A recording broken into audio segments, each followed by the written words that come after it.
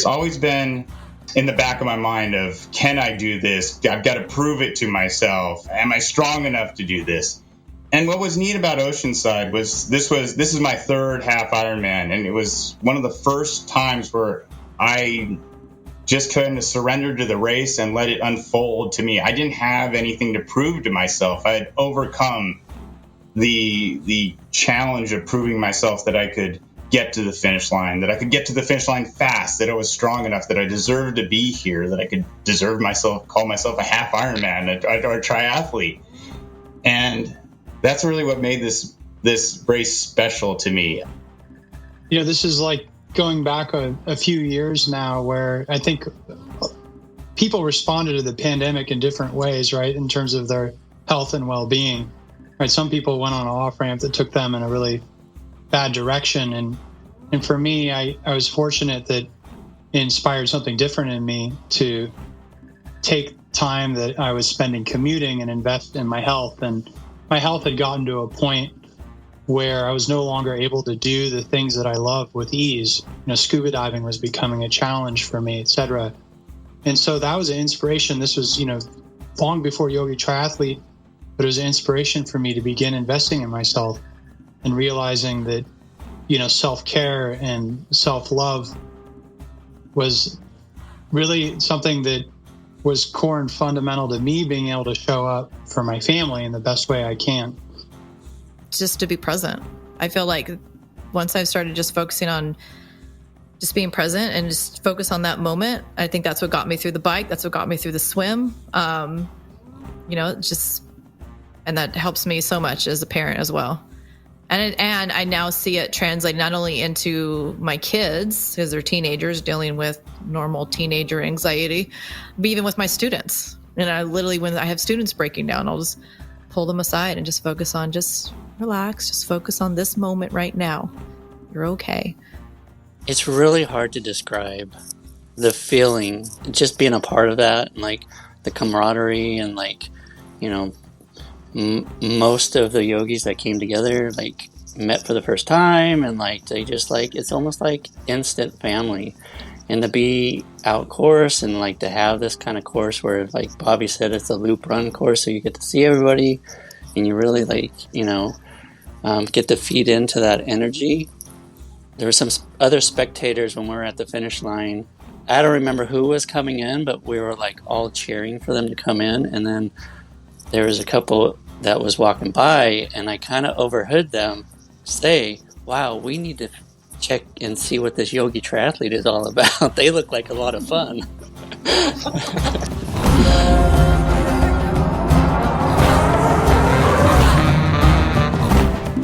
Welcome back to the Yogi Triathlete Podcast. I am Jess, and I'm here with two co-hosts today. I've got Coach Daniel here, and I've got BJ, head coach here at Yogi Triathlete, and we've got three Yogi Triathlete athletes. We are all coming in hot off the course of Oceanside 70.3 that took place on Saturday. A couple of us, namely BJ and Bobby, who's here with us today, also did the double down with the Carlsbad 5000 on Sunday. I would assume that all of us are still a little punchy and tired as we are continuing to recover from this really epic course, interesting swim, honest bike, and just one of the most stunning run courses and challenging run courses that I've ever completed. So super psyched to have these guys here. The first thing that we get anytime we cross a finish line is can't wait for the smackdown. So here we are. We're going to smack it down. We've got Liz and James and Bobby with us today. And I want to start off with these three guys just introducing themselves. So just, who are you? And the question I really want to know about is, how did you get to Yogi Triathlete? And James, we're going to start with you. Well, thanks, Jess. So hey, everybody who's listening, I'm James Branghetto.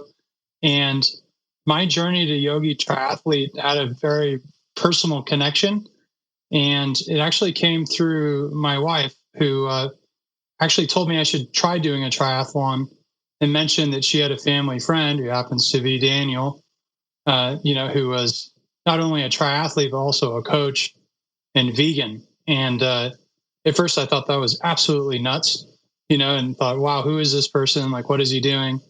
but I gave a triathlon a shot in May of last year, and then immediately decided I wanted to coach and reached out to Daniel, and the rest is history. Well, we love having you, James, and you came to camp in January, and it was just such a joy to spend all that time with you. We had met for the first time up in Santa Cruz, and I know that super pumped you up for Oceanside. And we're going to get into your race day, but boy, was it such a joy. I got to see you out there on the bike course and the run course, and it was just super fun to share the course with you. Bobby, how did you get here, and who are you? Hi, my name is Bobby Chung. How did I get here? Well, I have a little heart problem, so I didn't ever think I could find a coach to take me on. And I had been doing triathlons for years, short distance, sprint, Olympic, and they told me, well, you're not really supposed to ever kind of do an Ironman or a half Ironman. And I said, well, I kind of want to. So I reached out to Jess and BJ, and I guess they debated behind the scenes and hooked me up with Daniel. And after reading Daniel's story about his journey and his pathway to find triathlon, especially with his mother, it seemed like the perfect match. And for the last 3 years, we've been just attaining goals and reaching things that I thought were unattainable. So that was kind of my journey. Oh my gosh. Yeah. I've never put that together before, this match between you and Daniel and the story of his mom, which Daniel has so bravely told on this podcast. And then, this opportunity and condition that you've had with your heart and being told, no, you can't do something, and that being paired up. And, BJ and I did talk behind the scenes, and we just felt so compelled to direct you to Daniel. And, we don't know why all the time, but I think we just got our why. But I do remember the first time you ordered a hat, and I was like, oh, who's this guy? Bobby Chung. He seems like I don't know. I just could pick up your vibe from your order. And I was like, I like this guy. And then there you were, you came onto the team. So gosh, we love having you here. And Liz, how did you find us? My name's Liz Perkowski, and I first heard Jess on another podcast for ultra runners, as I was an ultra runner at the time, advertising her vegan cookbook. I wasn't completely vegan at the time. I was still doing dairy, but bought the cookbook, started following them both on Instagram, started doing the yoga classes. And then the elephant really stood out to me. I'm a big elephant lover, so that on the logo totally stood out. And then just, getting to know them through the yoga classes. And then we finally met for the first time at an ultra race, or not an ultra race. It was like a trail race, but a 10K. And then, just reached out to BJ, and I think it was like seeing all their posts of going swimming and biking. I was like, well, that looks fun. Why not give that a try? I know nothing about either one. Well, why not try it? And so then I reached out to BJ and said, hey, is this doable? Can I do this? And, BJ's answer, of course you can. And so, signed up. I love it. Having a blast. And there was another piece in there, because we connected after I was on Jeff's podcast. And then the next thing I know, you're like, oh, I got the cookbook. And then you're like, I'm literally going to, I'm about to pull the trigger on Costa Rica. Should I come? And I was like, yes. So Liz ended up coming to Costa Rica with us last year as well. But you were already training with BJ at the time, weren't you? But I signed up for Costa Rica before I had met you or before I had started training. Yeah. I was like, whoa, she is all in. I love this girl already. And she's done 3 triathlons, and they're all 70.3. So she has no other experience except going the distance, half the distance. And I love that you all found a connection through one of us, or through our story, or through the podcast or cookbooks. And this is getting our message out there and mission out there. And whatever level that you feel compelled to participate in, I love that you guys take that action step, because that's where we truly grow, and that's where we're going to make change in our lives. So with that said, let's talk about Oceanside, which is why we're here. And one of the biggest parts of a race, an early season race like this that involves ocean swimming, is the opportunity to indulge in fear and doubt and the lack of training in the open water and the unknown. So we all practice breathing and we all practice calming ourselves. And Jess led us in an amazing breath calming practice moments before we did the Tri Club open water swim clinic on Friday. For each of you, because I'm sure you had it on your plans, did you use the breathing practice on race morning, and how did it go? I'll take this one first. So I'm sitting there in the corral and I was all by myself, and I was nervous. I wanted a friend around me, and I thought, okay, bring it back in, bring in the breath. So I closed my eyes and just kind of started calming myself and focusing on my breath and running through the exercises. And it was cool because these two ladies next to me kind of started talking to me and started telling me about how they were nervous and why wasn't I shivering. And I thought, well, I'm just trying to be part of this and trying to calm my nerves. And the energy I must have put out there brought them to me. And then we had a beautiful little moment there where we all started talking, calming each other down and not getting caught up in the fear chatter that surrounded us. So we were actually kind of excited about everything. So it was neat to me how the breathing exercise actually kind of was somewhat contagious in my area around me. I can jump in next. I had a really bizarre combination of doing the breathing exercises and running in place and shivering all at the same time and I had a group of people with me. Then a guy had done a pre-swim on the beach, and he was also he was shivering like crazy because he had been in the water for a while. And so I did share a little bit with them about what I was doing, but I was also trying to get my heart rate up and warm up. But I did, the 4-7-8 like exercise. I did some box breathing as well, where I'm holding, inhaling for 4, holding for 4, exhaling for 4, and then holding for 4. So I did a combination, Jess, of what you taught us plus that, and, and trying to move my body in different ways. And I really wish I would have had my stretch cords with me to hang over the fence, but yeah, I'll stop there. Yeah, I was towards the back of the corral, so in the 40 to 43 minute, and we happened to be right next to the porta potties, which was a fabulous spot to be in. And yes, and we were in shade, so it was really cold. And yes, so then I had decided to just, and in the corral was the first time I learned that we were going counterclockwise. I wasn't aware of that. So we were doing left-hand turns. So I started to feel the nerves kind of rising from that. So I decided to turn away from the porta potties and face the beach. And just stood there and closed my eyes. But just that feeling of facing the beach also brought some calmness to me, and did all 4. And in the past races, I got so stressed about the order of doing the 4 and like, am I doing it right?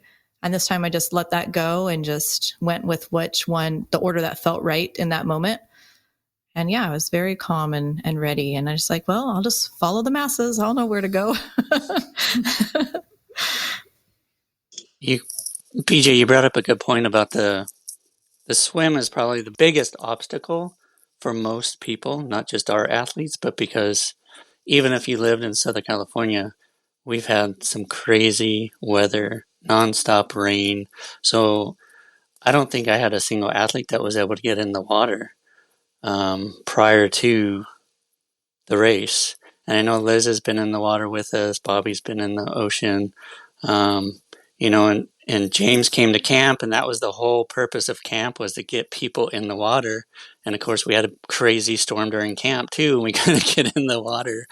And not to put James on the spot, but I know James, he's a diver, very comfortable in the water. But under the water, I know we had a lot of conversations early on about like the fear of being up on top of the water, right? So, I mean, how did you get over that kind of fear, James, to be able to just like charge through? And you had an amazing swim. Yeah, it's a good question. It's one of those things where as soon as I'm in the element of the water, there's a part of me that surrenders to the reality that I'm not in control, of what could be in the water, what could happen to me. And I just trust that I'm going to be okay. I've been okay like this entire time, my life. I've been diving since I was 11.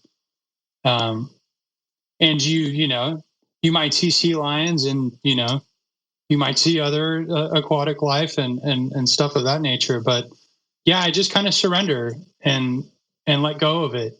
Even if I'm feeling some trepidation up front, and trust that it's going to be okay. And one thing that I have done at every race I picked up from Jess was to like acknowledge that and ask for the safe passage, like in the ocean, and show respect for like the fact that we're entering a realm that's really not our own, and moving amongst these other animals, and there were a lot of sea lions around us in the water, which I don't know if any of you saw some, but I definitely felt like I saw some blowing bubbles underneath us and swimming around, because the bubbles were coming from way below where the swimmers were. And it felt good to know like we were in their company and we're safe and doing our thing. Thank you, James. I never really thought about that. Like being a diver, you just think like, oh, you're going to be fine. But it's kind of like putting a swimmer into a deep dive. It's a totally different environment. But I want to stay with this. Thank you, Daniel, for bringing up this topic of overcoming things. Bobby, is there anything that you've had to, overcome? I mean, you mentioned your heart condition, and maybe that's something you want to share about, but overcoming this, that's a real threat to get yourself to the starting line. Yeah. I mean, so I have what's called regurgitations, and it's pretty severe, but I'm lucky that it's late phase. And so, let me think. Years ago, I was told maybe I'd have to give it a valve replacement and everything, and I'm monitored yearly, and everything's all good. And as I built my strength up with Daniel here, it's always been in the back of my mind of, can I do this? I've got to prove it to myself. Am I strong enough to do this? And what was neat about Oceanside was this is my third half Ironman, and it was one of the first times where I just kind of surrendered to the race and let it unfold to me. I didn't have anything to prove to myself. I had overcome the challenge of proving myself that I could get to the finish line, that I could get to the finish line fast, that I was strong enough, that I deserved to be here, that I could call myself a half Ironman or a triathlete. And that's really what made this race special to me. And then beyond that, getting to the water when it was 46 degrees out and jumping into 56 degree water, getting over that was a monster. And I remember I'm sitting there in the rack, and I've got James, and we have another teammate, Ryan. And all three of us were fairly calm. And it was amazing because that energy fed my energy, and my energy probably fed their energy. And it felt like, okay, we're going to go do this. There was no hesitation. There was no guessing. We were going to get in that water, which was amazing that we were just able to overcome that as a team. And Liz, yeah, it's so contagious, right? And so, but also we're always reflecting each other, right? Like there's that calmness that we really subscribe to here at Yogi Triathlete. And then as we talk about it, as we practice it through our breath work, through meditation, whatever that looks like for any of us, I'm sure all our meditations look different, 5 minutes, 20 minutes, whatever. It doesn't matter. It's the consistency, just like our physical training. It's like that calmness sticks with us. And even in times where, it's 46 degrees and we're getting in 56 degree water and we're in this tiny, tight little harbor. And I mean, to have that connection to calm is so amazing. And so pulling on that thread, Liz has done 3 triathlons, and she has done Santa Cruz Ocean. She's done La Quinta, like ridiculously cold, and now Oceanside, which was cold. Ocean and cold. Yeah, ocean, cold, and so congested in the harbor. Did you need to, I guess, sticking with this topic of overcoming it, don't feel pressured to have it be about the swim. I just wanted to point that out. You are amazing that these are the 3 half Ironmans you've done, the 3 triathlons that you've done have had, really challenging swims. But other than that, or maybe it is the swim, has there been anything that you've needed to overcome to, specifically Oceanside, to get to the starting line? Anything that really challenged you in your training to get here? I mean, kind of touching on what Bobby was saying, the confidence on, can I even finish it? But I don't even have a health issue as a reason to why I wouldn't finish it. Just as the run's the only thing I felt confident in.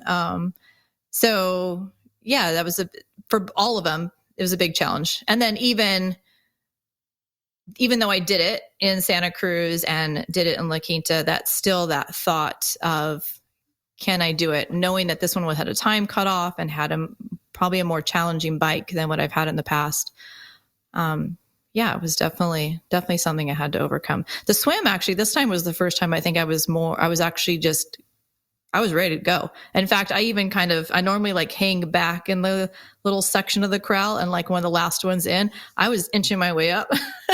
And as soon as, because we were in that little porta potty area for 30 minutes where we couldn't even see the boat ramp, nothing. We hadn't moved. We literally stood in one spot for 30 minutes. And then when we finally moved, it went fast.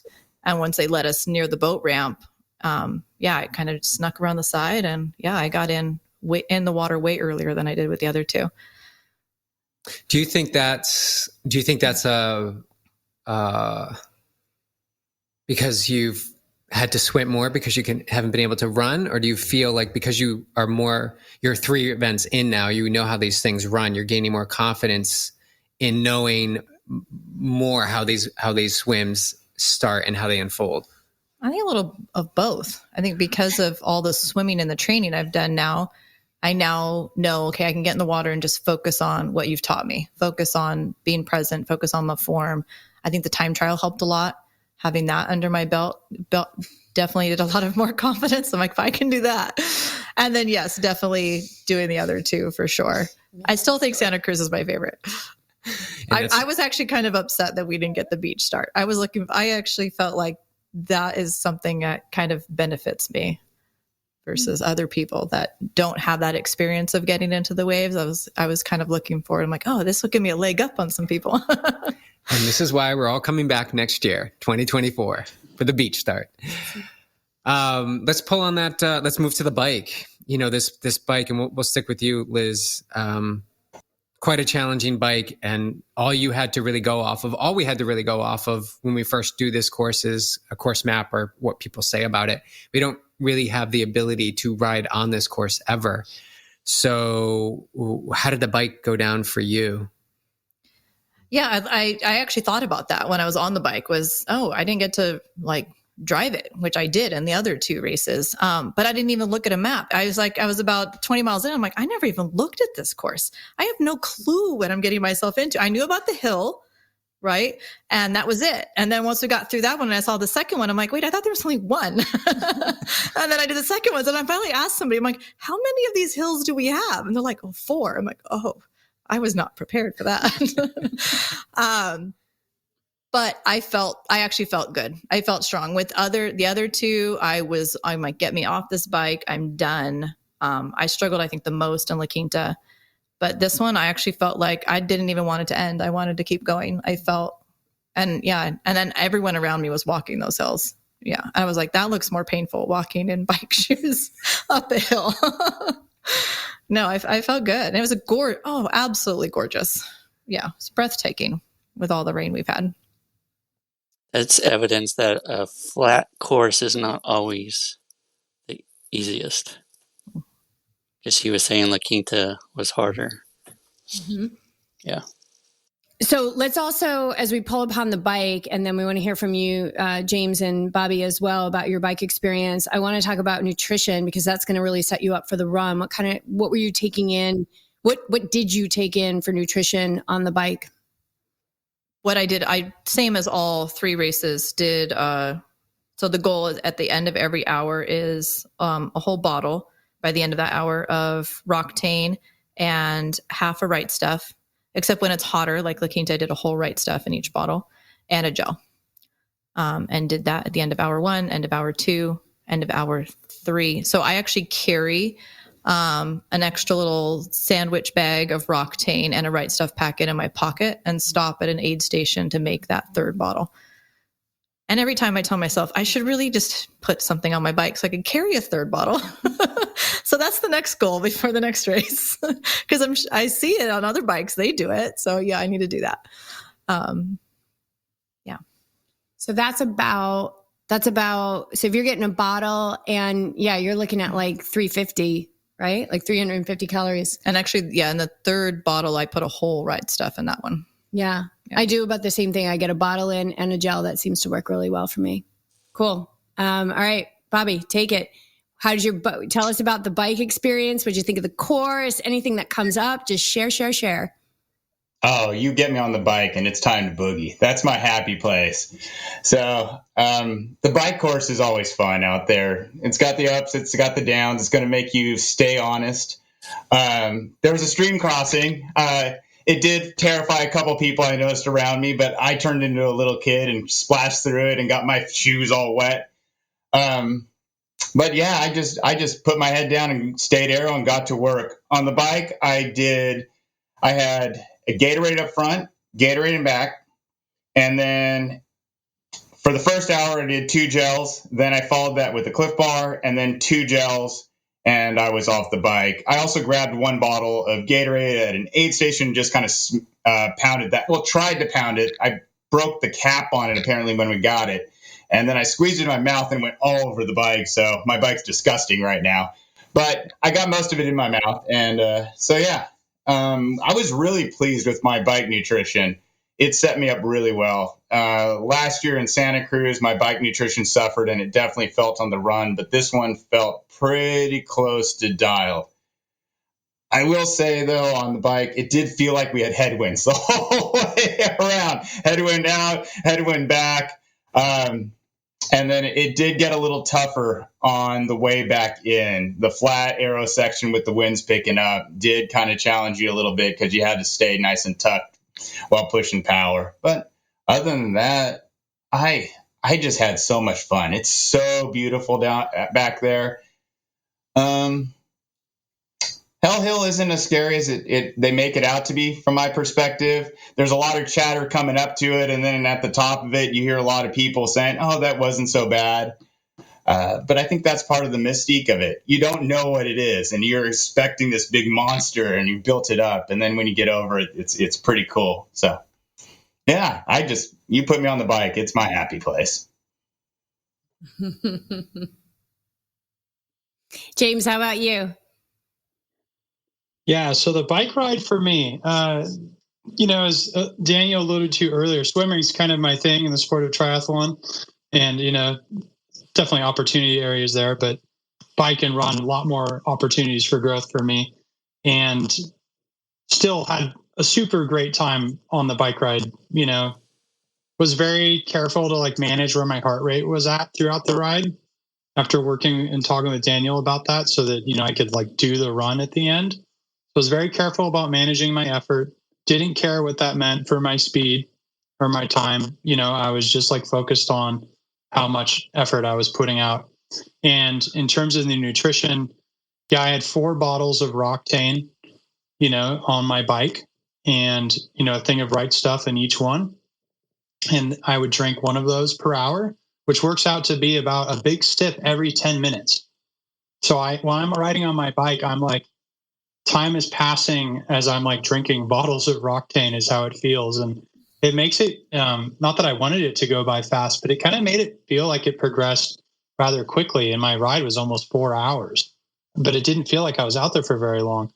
Absolutely love the scenery, and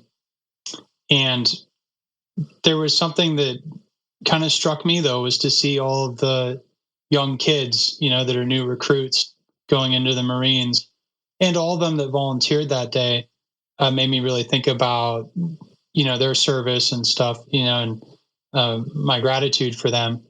That kind of struck me as I was riding, and just how young some of them looked. I was like, wow, there's some kids out here, But overall, yeah, felt good on the bike coming in. I lost a water bottle though. So if I was to say a learning, having empty water bottles on your bike and hitting bumps and stuff. One of them went flying.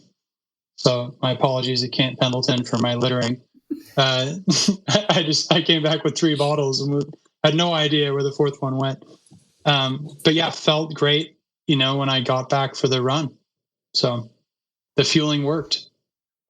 Did anybody else see the challenged athletes on course? I went up Hell Hill with someone in a hand cycle. And I mean, you want to talk about inspiration. They are working to get up that hill.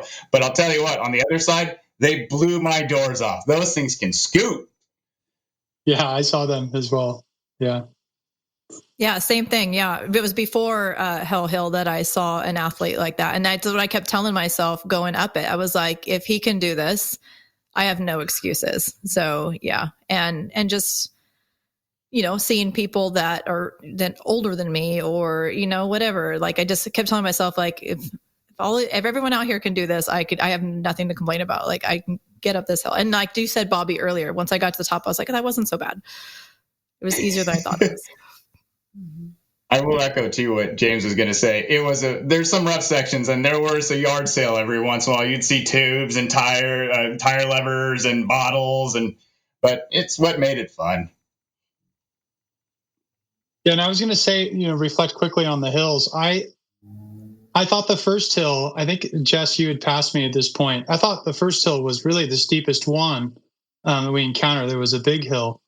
And someone told me, no, that's not it. And I thought, wow, what's next? But every hill after that was easier. Mm-hmm. And I found that, just shift into a low gear and like do the work, and the payoff of coming down those hills it was so gorgeous out there. I just thought, wow, we're so lucky to be riding back here at this time of year with all of this rain, with all of the wildflowers, the sights and the sounds and the smells, it's just a fantastic experience. This is why you got to be really careful about who you ask about what their perspective is. James, that's a great point of, how many hills are left, how hard are they? It's really good to just dive into it with a curiosity and to have your own experience, because what their feedback could be or what lens they're looking through could throw you off your game completely. And it can work the other way too, so it's best to have your own experience. So yeah, your perspective is that first hill wasn't as bad. That's great. Like have that experience and feel it. So you guys dialed in your nutrition. This is the best. I mean, this is everything. Nutrition on the bike, spot on. Now we move to the most important piece where you're going to get to the run, where typically most people fade because they have hammered themselves on this bike course because they want to be done. They want to get through the wind. They want to, most of them probably don't run that well. So they're just banking that they can dump all their effort into the bike and just hang on to see what happens on the run. So yeah, let's start with you, James, on the run. After fueling well, how did that charge go? So, yeah, usually we're aiming for progression runs, right? I think I had more like a regression run, if I could say, where I kind of knew it in the back of my mind. I felt really great coming off the bike and was running at a pace that was a little faster than I should have been, and I noticed that and I tried to dial it back, but I felt really good, through about mile 9. And throughout this, my feeling on the run is I had a bottle of Roctane with the right stuff in it with me on the run. And this is something Daniel and I talked about. I alternated between drinking that and drinking stuff at the aid stations. And when I went to the aid stations, in retrospect, this wasn't the greatest idea, but I grabbed the Gatorade, drank that, grabbed the Red Bull, drank that, grabbed the Coke, drank that. And just this horrible taste in my mouth of these 3 things reminded me of playing at the soda fountain as a child. But it also eventually kind of made my stomach a little upset. And so then I kind of went back to, maybe just drinking like the Coke and Gatorade, which went okay together, but not perfect. But so I did that, had sips of Roctane, also had gels with me. And that got me through about like mile 9. I felt pretty good. And at mile 9, I began to feel, fatigue building and, some discomfort in my right ankle. And so my strategy then at that point is I didn't get too fixated on it. I focused, on my breath, kind of defocused on time, my pace, and just thought, do what you need to do to keep moving forward, and make it to the end. And that served me well. The timing was a little bizarre. When I came down the chute and saw all of you and we did high fives, like everything was feeling great, running, got to the red carpet and my legs literally began to seize up.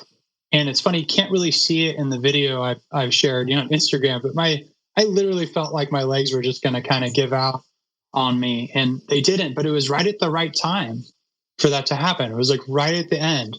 So in some sense, I feel like I timed it just well, but I really wish I would have done it in the reverse order of started slower pace and been able to build it up. So looking forward to next time, in Santa Cruz to try that again. So.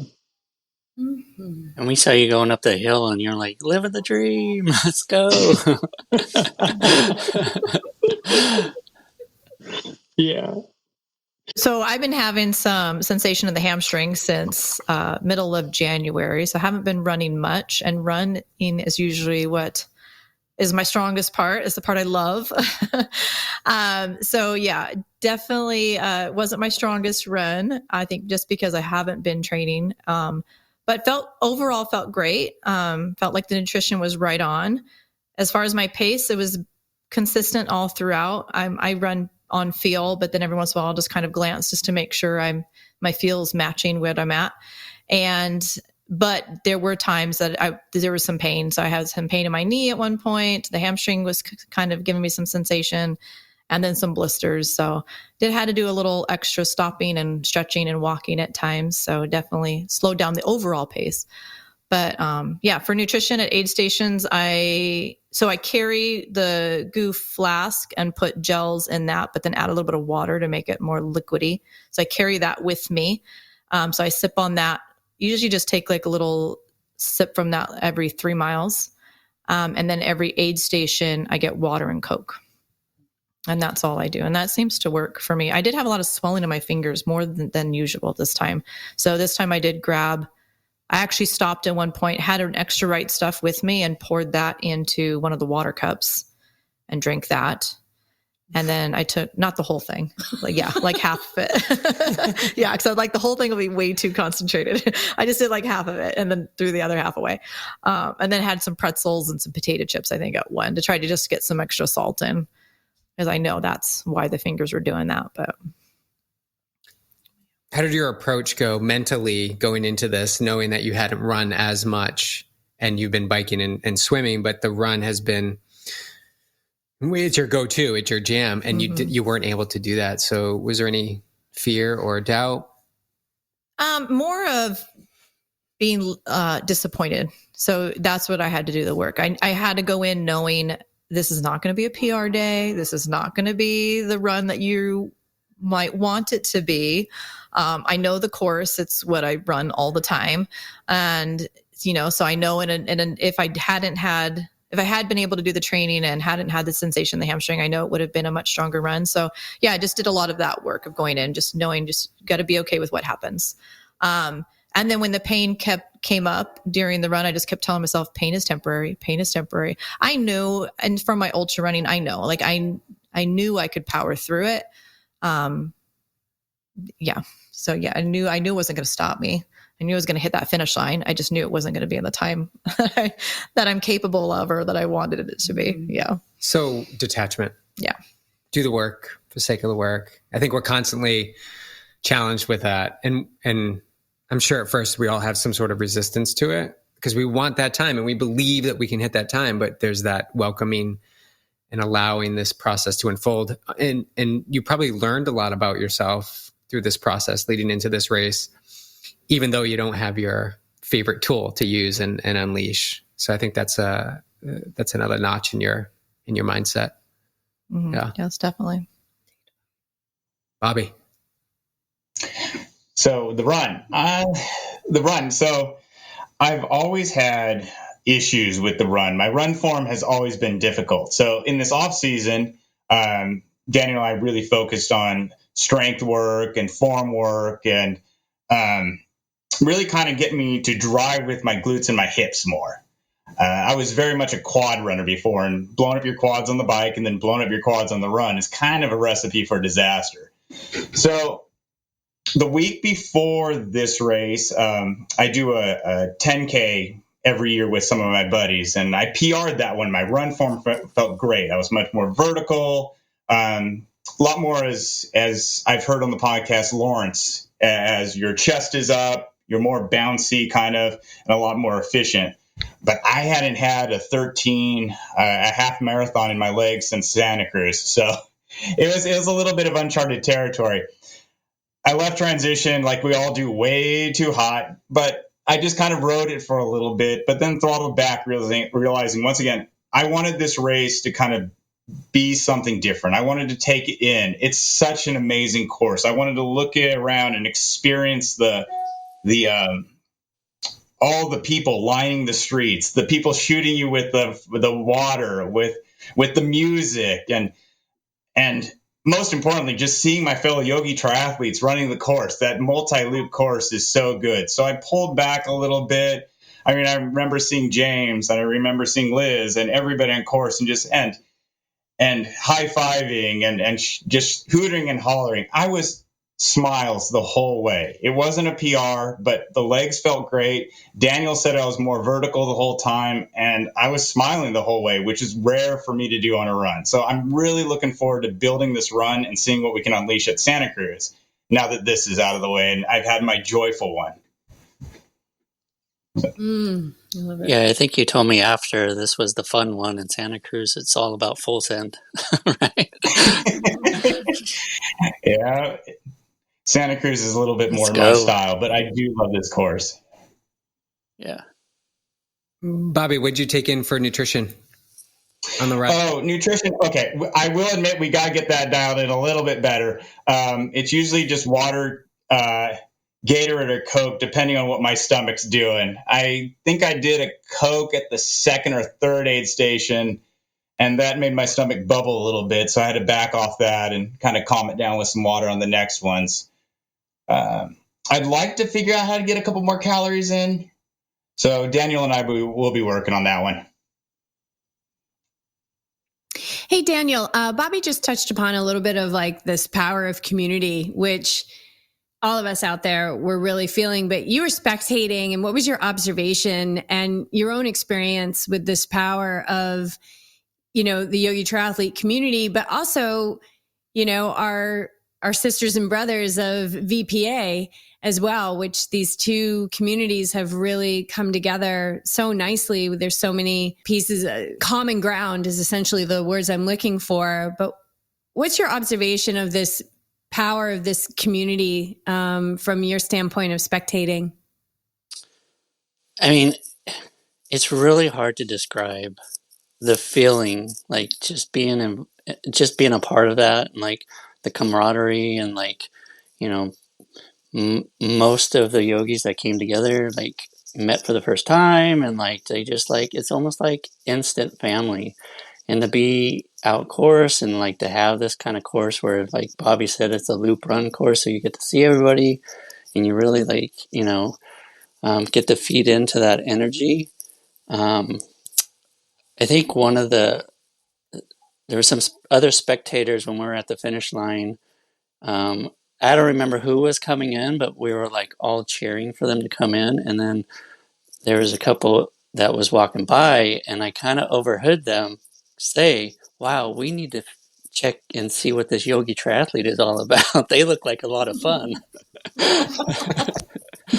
So yeah, I mean, that encompasses it. I mean, it was fun. It was so much fun to be out there and like just witness everybody, go through the ups and downs that every race presents, and see how they work through it. And yeah, to be a part of their journeys, it just warms my heart. I mean, I don't know how to describe it really.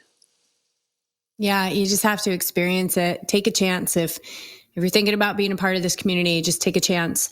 As the co-owner of this business to know so many of the people on the team and to see how they just so effortlessly welcome in new members like their family, like they're just like they've been old friends is so, my gosh, just so confirming of everything BJ and I dreamed of when this company didn't even exist, and we're living it, and it's so beautiful. But something I want to touch upon that is a common piece between James, Bobby, and Liz is that these guys are all parents, and they're all working, and they have obligations, and they're getting their training done, and they're showing up to the races. So, Daniel, I think I'm going to start with you, and I just want this to be an open conversation, you guys. Let's just keep this part of the podcast just open. And as far as a coach, working with these two guys to adjust their plans or make their training successful in the midst of also keeping their family life successful, which is very important as well. As a coach, how have you seen these two really rise to the occasion?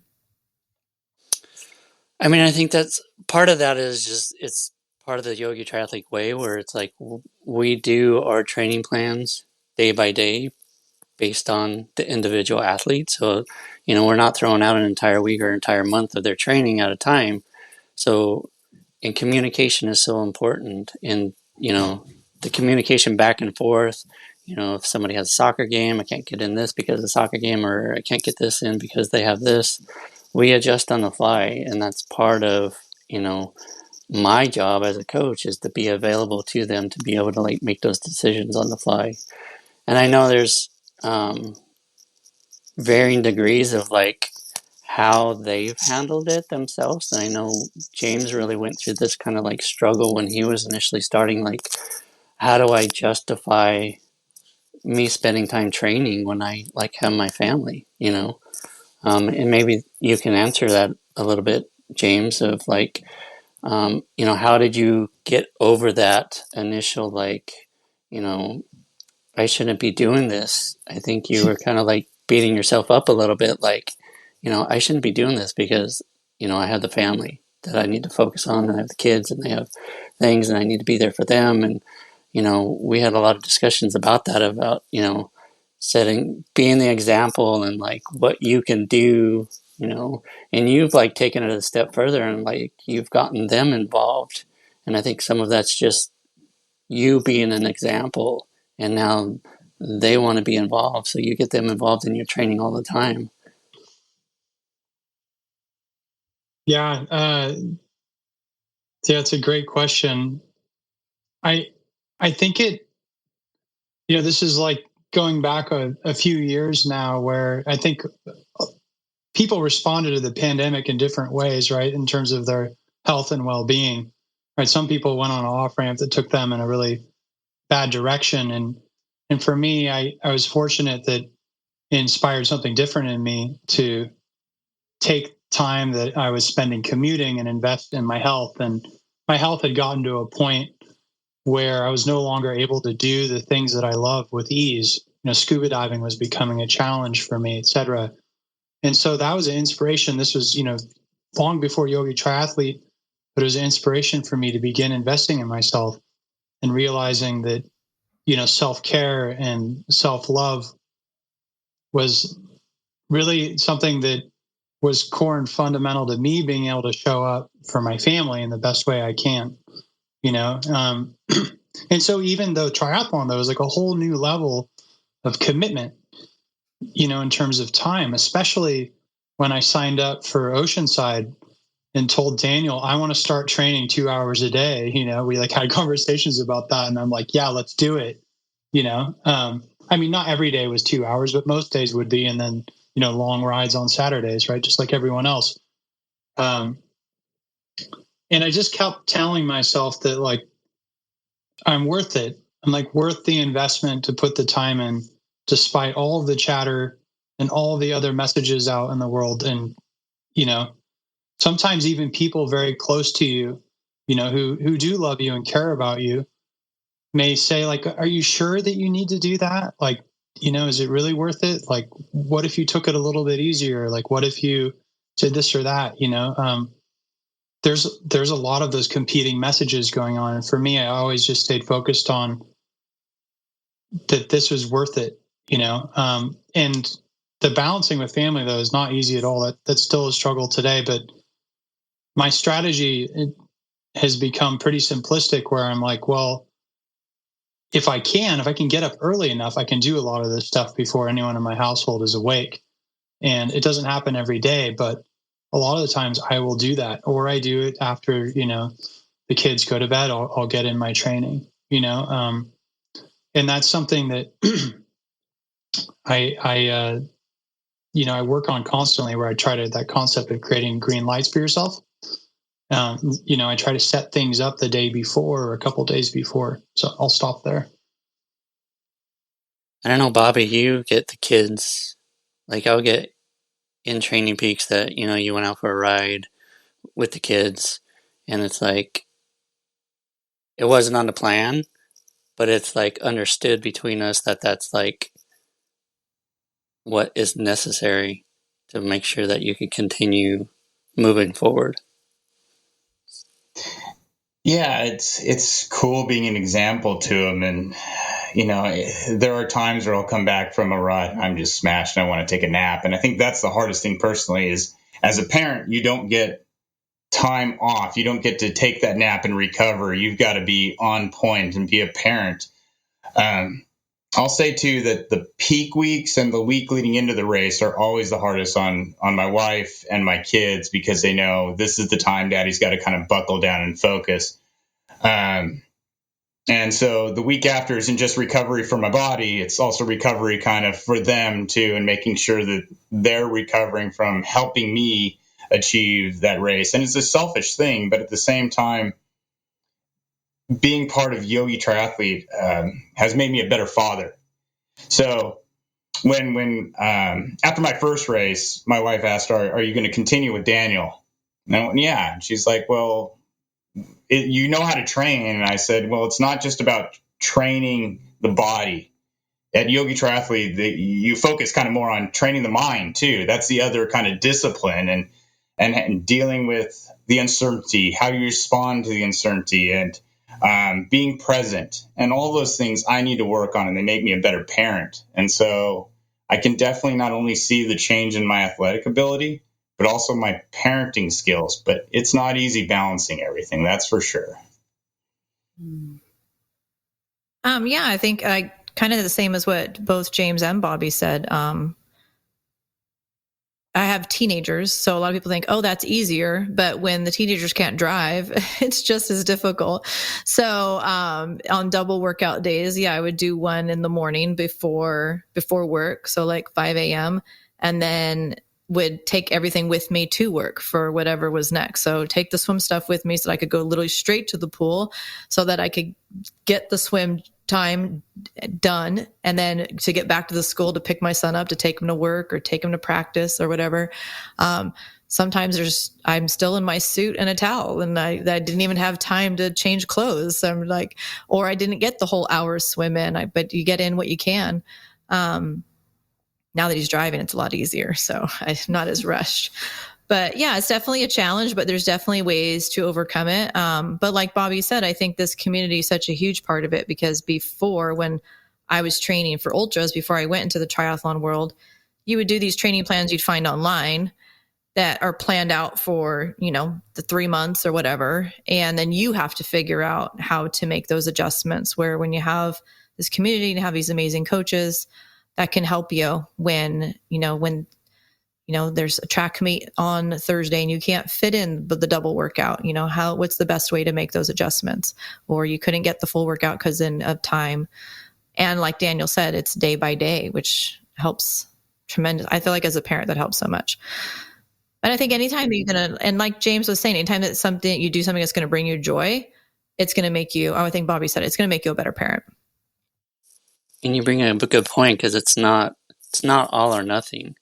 It's not like, I can't get the workout in, so I'm not going to do it. It's like, the communication is open. It's like, okay, I can't do the entire workout. What should I focus on? And that's what we're here for. So it's like if you could get something in, that's going to be so much better for you, not just physically, mentally, but it's going to keep momentum moving forward. And that's what it's all about. Consistency. Yeah, yesterday I had an hour swim and lost track of time by the time I cleaned the bike, cleaned the house, did all the errands, and got to the pool. I only had 20 minutes before they closed, so I got a 20-minute in swimming. But yeah, like you said, you still did the consistency. It still felt great on the body to do that recovery swim. We keep coming back to the day to day. It's huge, and then the detachment from, oh my gosh, I missed one. I just don't have to stress as much because I know Daniel will kind of correct, and I don't take advantage of that. I want to do the work, and I know the work is critical to my success. But at the same time, it takes so much stress out of me. If, my son's got a soccer game on this day, and he now is for the championship, how are we going to fix this? I just have to communicate that to Daniel and just trust the process, and I know he'll get me to the finish line. What that's going to look like, it is what it is, but we'll get there. Yeah, and Liz is, I love that, Bobby, and James and Liz. It's so important to communicate with your coach, because that is really how this process is most successful, both way communication. And I know there were numerous times, Liz being a teacher, countless moments of being asked to, or being pulled into other directions to do some things that were not originally planned, and having to decide, like, how do I handle this? Do I still come home at 8:00 at night and hop on the trainer and get it done? And sometimes that is required, that in the moment of training, like, yeah, you get on the bike, but there's also times where we see that 10,000 foot view and we see all the work that's been done and the commitments that have been fulfilled over the past, 48, 72 hours. And in this moment right now, it's about how can we rest up today, let today pass so that we can be our best, starting up first thing tomorrow. And that's a thread I really love to pull on, is like, tomorrow's a brand new day. Tomorrow's a brand new day. You've packed in as much as you could into the day that you're in. Let's just move forward and get the most out of we can tomorrow. And maybe it takes another rest day till we catch up. But that's the flow, right? This is this cohesive, like, formula that both sides are winning. Both sides are fulfilled. Both sides are learning and growing from each other. And as this process unfolds and as it develops, and as the ties and the trust process gets super strong, watch what unfolds at the end. It may not be this race, may not be the next race, but at some point, this dedication and commitment and trust unfolds some amazing, amazing experiences. And to touch upon what Bobby said, yeah, a lot of it's unknown. So it's your relationship to how this unknown is going to unfold. So, for the three of you who raced, like, what's one moment that you can take away that maybe you can put into practice for your next parenting event or athletic event? That's a hard one, huh, James? We're sitting here kind of thinking, because there's so much. One takeaway from the race, or from the race. I guess it's kind of from everything you guys have said, but then also from the race is just to be present. I feel like once I've started just focusing on just being present and just focus on that moment, I think that's what got me through the bike. That's what got me through the swim. And that helps me so much as a parent as well. And I now see it translate not only into my kids, because they're teenagers dealing with normal teenager anxiety, but even with my students. And I literally, when I have students breaking down, I'll just pull them aside and just focus on, just relax, just focus on this moment right now. You're okay. Yeah. That's I'll piggyback on that. That's a great one, Liz, because I feel like I would love to transplant a lot more of what I'm learning through Yogi Triathlete and triathlon into my parenting, and some of it comes through. But I find that triathlon is for me like a place of solitude and quiet, where I'm on my own confronting challenges. And in some way that seems a lot easier than when I'm dealing with my children who are struggling, So I really am hoping I can bring more of that into my parenting life for sure. And I also don't want to spend so much time in transition. I'll admit that. I think I spent 21 minutes in transition, which I don't know what I was up to, but I must have been busy. Well, we were chatting between the swim and the bike, remember? Yeah, we were chatting a little bit. Yes. Bobby, how about you? We're not talking about transition. the transition time. That conversation is way too long if we're going to wrap this podcast up. Sorry. Bobby, what's one thing that that you can take away from this race? It's I'm finding joy in the detachment from the results this time around. Before I would have been just obsessing over my place and my performance and how I could have gone faster and whittled away times and not spent 17 minutes in transition. But at the same time, I had such a joyful race, and that's what I needed. And right now I'm just relishing in that joy. Now, Santa Cruz, we're going full send, but this is what we needed. So it's that joy and detachment. Oh my gosh, that's beautiful. Daniel, how about you? What's the takeaway from your experience? From the race? Yeah. This conversation. Or this conversation, anything. Well, the thing that's in my mind right now is just Liz was talking about being in the present moment and talking about, how to train with kids in your life and all the other responsibilities we have. And it's if you stay present, and we go back to that, don't quit too soon, where that applies in life, that applies in your training, that applies in race day. It's we quit too soon. And I do it even as a coach, where it's I look at what I have to do for the day and I'm like, oh, there's no way I can get that workout in. And I quit too soon and I catch myself. No, I'm going to see how the day unfolds, stay present, what I'm doing now.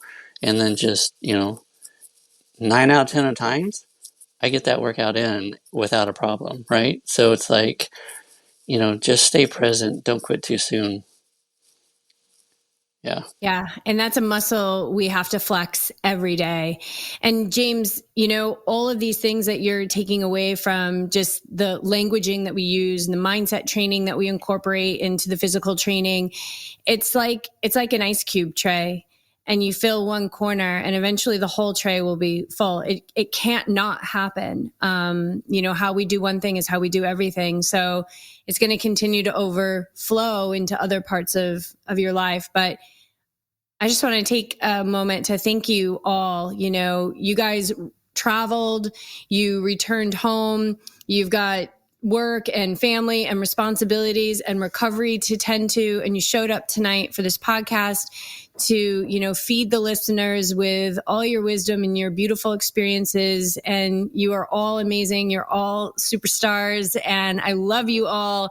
I can't believe that we get to do this. And I'm so excited for our next team experience, because when we get the team together, like Bobby, you were saying, I was coming in pretty hot to this one, pretty excited, maybe because it was on home court advantage. I don't know. But, I just think that every time I get to spend time with the team at these races, I love to race.